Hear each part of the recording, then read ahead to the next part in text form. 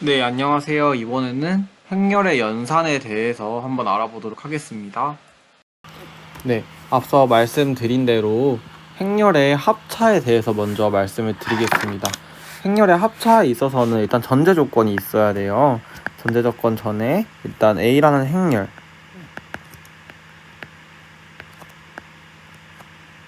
네, 잘못 적었네요. 잠시만요. 네, 이런 모양의 A라는 행렬이 있고, 그 다음에 B라는 행렬은 이런 모양을 갖고 있다고 생각을 하겠습니다. 지금 보면 A의 모양은 2 곱하기 2 모양의 행렬이라고 할 수 있죠. 그 다음에 B도 마찬가지로 2 곱하기 2의 행렬이라고 할 수 있습니다.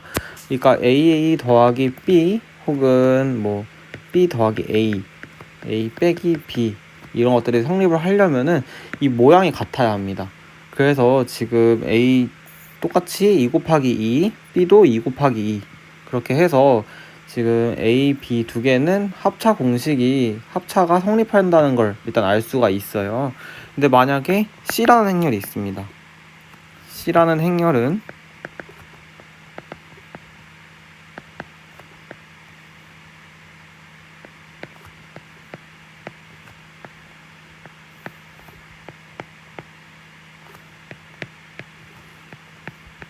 만약에 C라는 행렬이 이런 모양을 갖고 있다면 이거는 크기가 3 곱하기 3 이 모양의 행렬이라고 할 수 있는데, 이런 경우에는 A 더하기 C, 뭐 A 빼기 C, 뭐 C 마이너스 A 이런 것 등을 계산을 할 수가 없다라고 생각을 해주시면 돼요.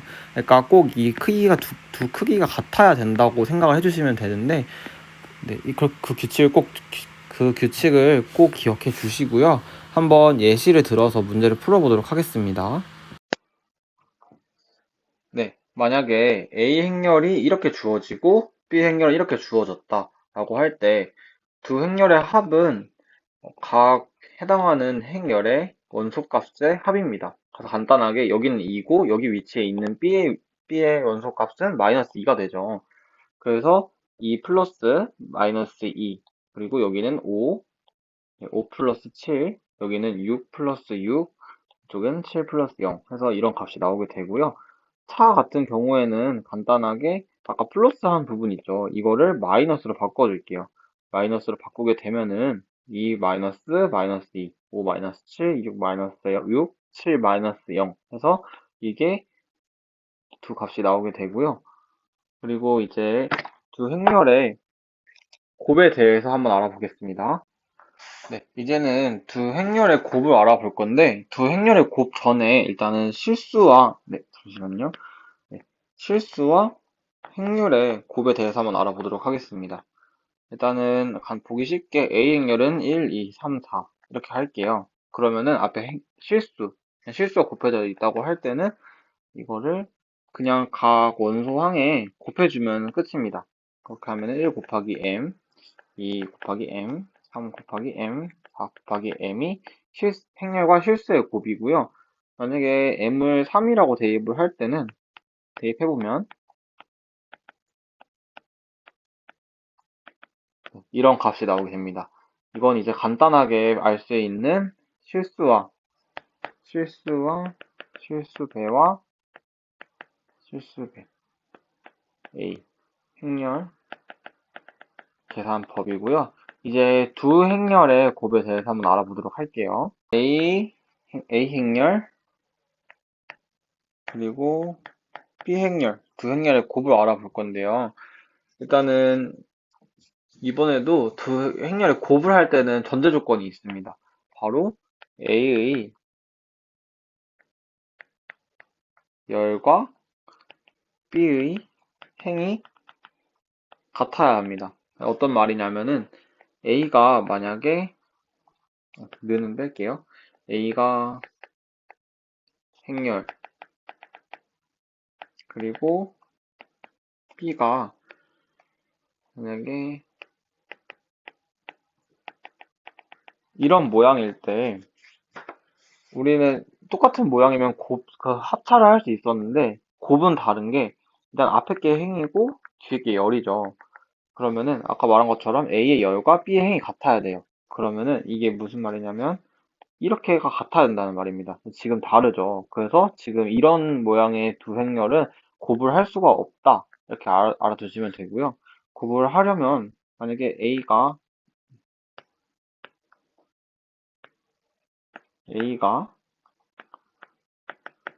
행렬이고 B가 이런 경우에는 모양이 완전 다르긴 하지만 지금 A의 열과 B의 행이 같기 때문에 두 행렬에 곱을 할 수가 있다. 이렇게 알고 있으면 됩니다. 네. 그럼 이번에는 이번에도 예시를 들어서 한번 곱셈을 해볼게요. 일단 A 행렬이 이런 모양이고 B 행렬이 이런 모양일 때 두 행렬의 곱을 어떻게 구하는지 할 건데 일단 공식을 적어 보자면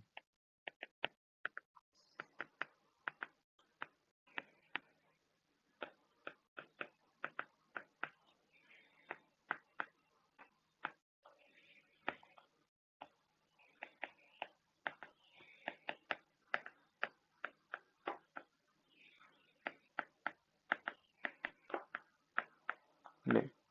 이런 공식이 나오게 되는데요. 이거 한번 그림으로 풀어보자. 저거 한번 공식 그대로 적으면서 한번 설명드릴게요. 일단 처음에는 첫 번째 원소들끼리죠. 4 곱하기 0 더하기 5 곱하기 마이너스 3, 마이너스 4입니다. 네. 이게 한번 색칠을 해볼게요. 색칠을 하게 되면 이 모양은 여기와 여기 이렇게 되겠죠. 그 다음에 두 번째 것도 한번 다시 해볼게요. 4 곱하기 마이너스 1 더하기 5 곱하기 2 이런 모양이 나왔어요. 이쪽 부분, 네, 잠시만요. 이쪽 부분은 여기와 여기, 여기와 여기 이렇게 되고 있습니다. 됩니다. 어떤 말이냐면은 뒤에 아까 합차는 둘이 교환 법칙이 가능했는데 A 곱하기 B 같은 경우에는 교환 법칙이 성립하지 않아요. 이제 그 이유가 일단은 A가 앞에 오면은 앞에 오는 것부터 여기부터 순서대로 여기 그대로 따라가 주고요. 만약에 두 번째 항 같은 경우에는 그 B의 두 번째 이쪽 라인 두 번째 열을 따라갈 거예요. 그래서 첫 번째는 이제 밑에 걸로 해보자면 첫 번째죠. 첫 번째이기 때문에 여기 첫 번째 라인 그대로 쭉 따라가 줄 건데 이렇게 되겠고 만약에 이 마지막은 여기가 두 번째죠. 그러면은 여기도 두 번째 그렇게 해서 이거와 이거 그 다음에 이거와 이거의 합입니다. 그러면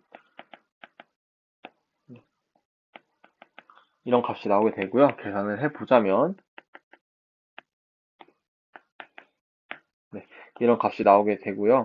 아까 말씀드린 것처럼 A의 열 그리고 B의 행이 같아야지만 계산할 수 있다라는 이유도 이 잠시만요.